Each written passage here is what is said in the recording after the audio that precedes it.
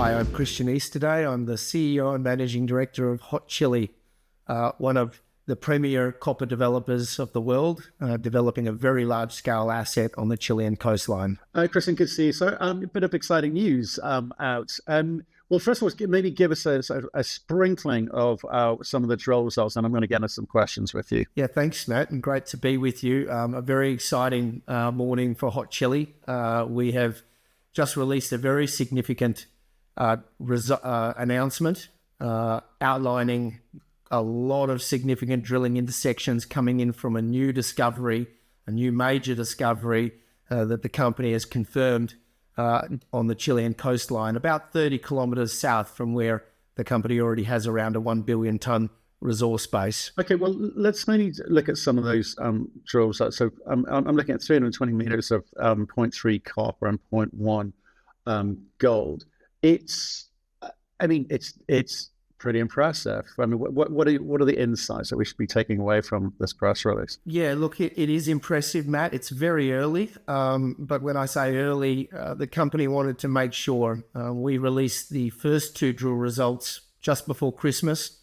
Not a lot of people maybe caught what had happened, but following 6 years to consolidate this area to the south of our flagship project, we were able to get our hands on, for the first time, a large-scale porphyry footprint, which had been owned by family and various different landowners. We got our hands on it. We started drilling.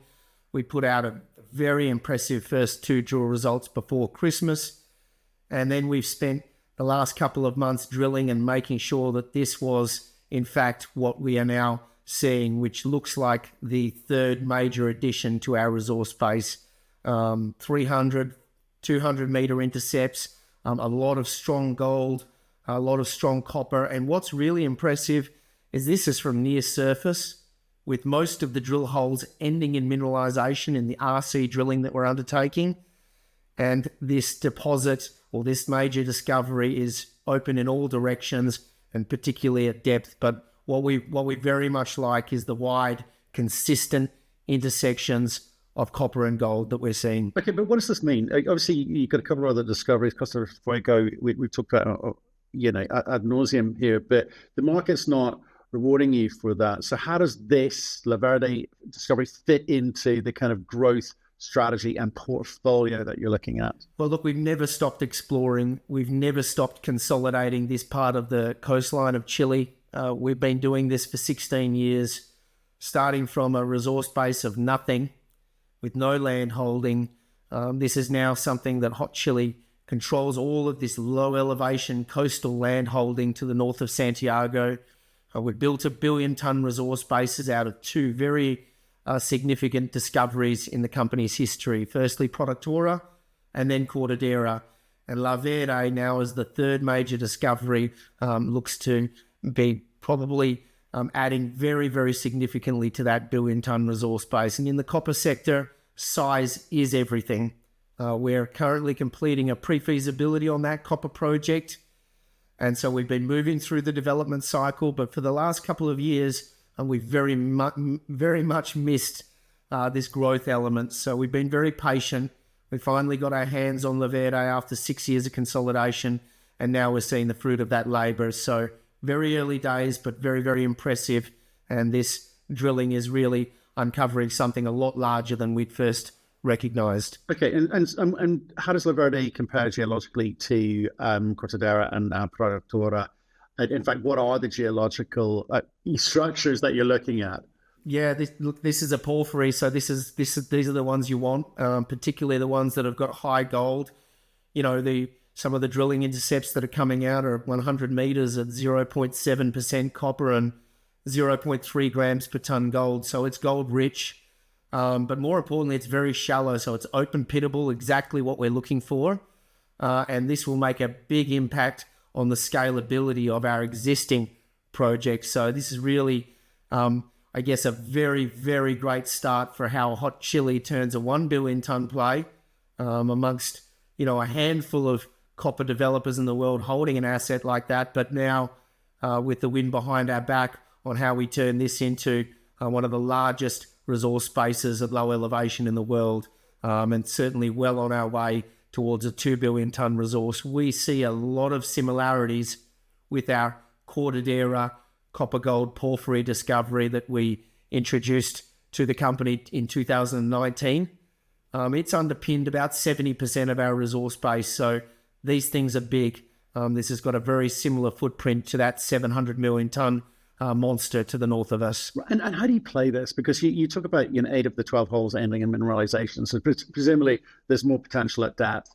But you're building up the pounds here, and you've got to start thinking about not just putting out good drill results, but you're also going to have to signal to the market about what the potential of this thing in terms of build out could be. So how does that affect your planning around drilling and allocation of budget? Look, we have a fairly tight allocation around the delivery of our major milestones, a pre-feasibility on our copper project, and we talked about water before. We're developing a regional water concept, not just to supply our development with water, but importantly, perhaps potentially an entire region.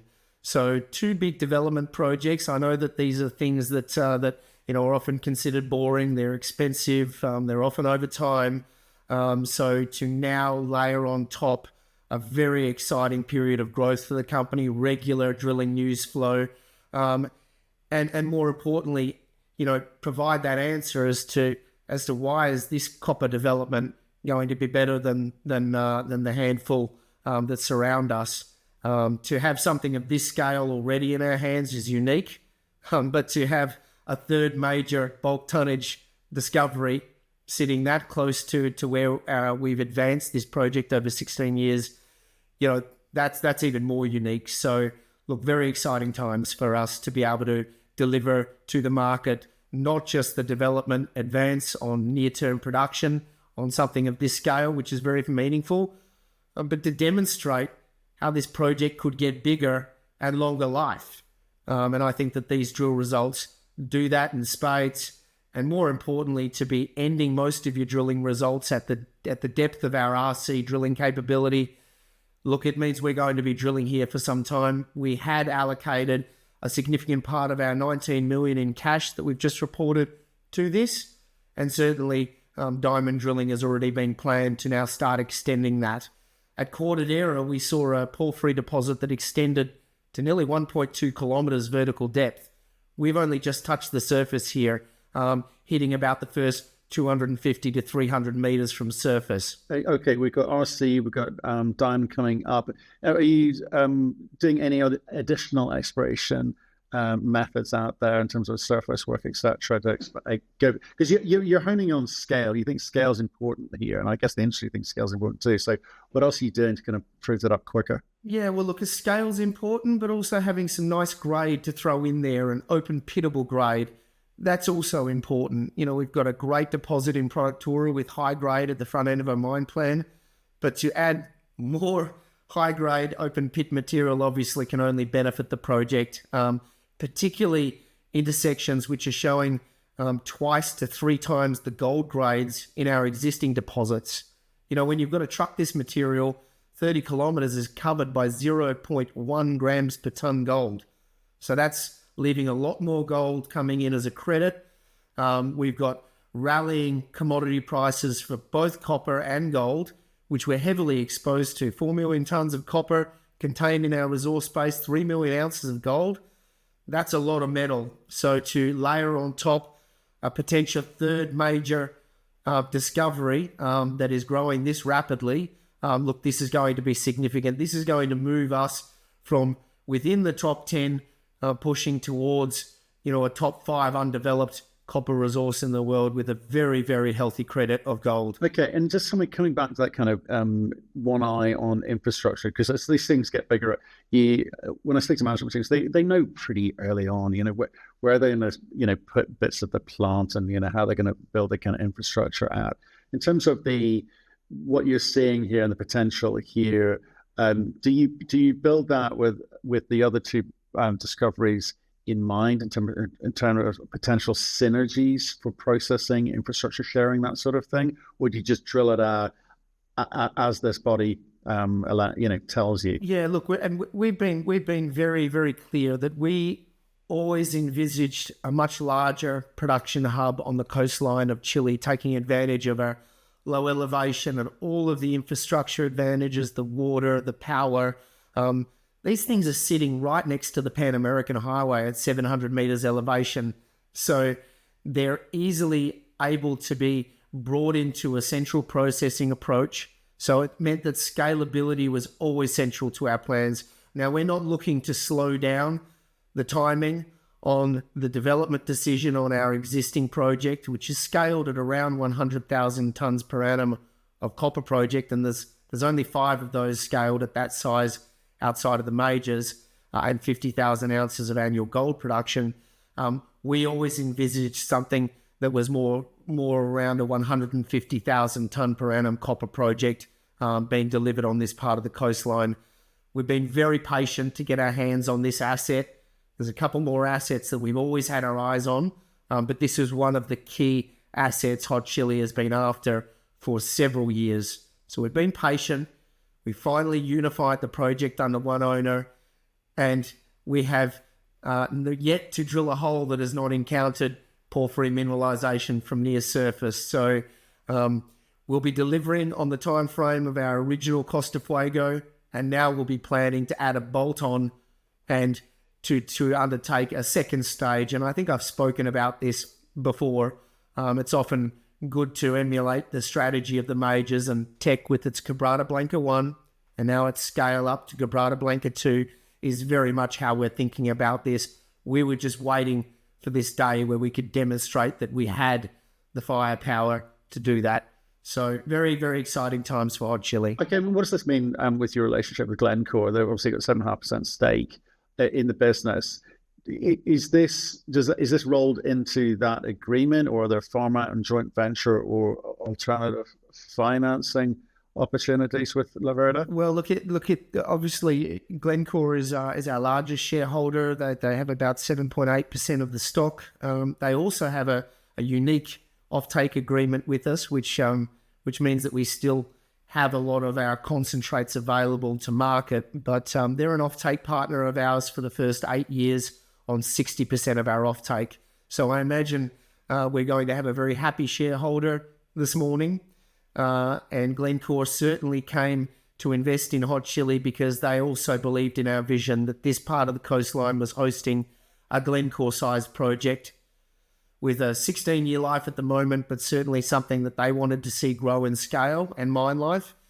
And these are the kind of discoveries that do exactly that. So very positive for Glencore as a major shareholder, and I imagine very positive for a lot of the corporates that have been watching Hot Chili, wondering whether Hot Chili could actually move this project and demonstrate that we've got the growth capability to take this into the tier 1 space. And that's what this discovery represents this morning. Okay, well, I guess some of the assumptions around this in the marketplace might be around, right, okay, you can allocate the $19 million in cash at this drilling, gives you a nice sort of growth kicker potentially, but you are still cracking on with the feasibility study with Costa Fuego. How long does the $19 million cash last you? What does that actually get you? How much more drilling results will we see, and what do you think that should do for the company? Sure. Well, look, we're assessing a lot of our funding optionality. As I mentioned, we have a lot of credits in these deposits,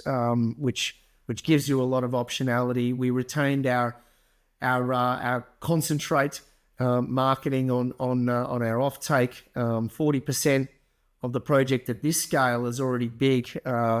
But what this does is increase the amount of concentrate that can come out of this production hub. And concentrate is a highly prized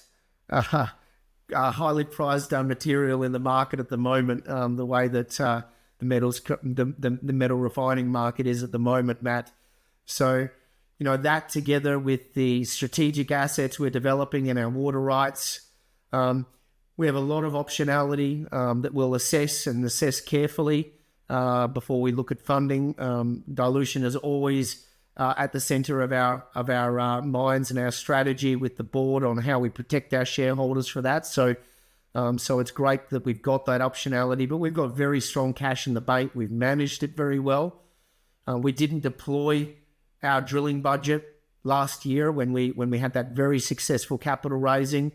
And so we have most of that drilling budget that's sitting there and available for exactly this. So, we'll be treading carefully. The money was originally planned to last us into the back end of this year. So money only lasts you as long as the speed of your accelerator foot on the pedal. So we're being cautious at this moment. We've got one drill rig in operation, and the board is now going to be very carefully planning its next steps. But at the moment, we've been very carefully and prudently managing our cash, as you can see. Okay, so you reintroduced a growth story to Hot Chili with this third discovery, but you're cracking on with the kind of development style with the feasibility study, and you're not going to slow that down. So I guess there's a little bit there for everyone. Talking about timing though, because obviously I think copper's back up at 460. We saw it at $5 momentarily last year, and then it kind of came off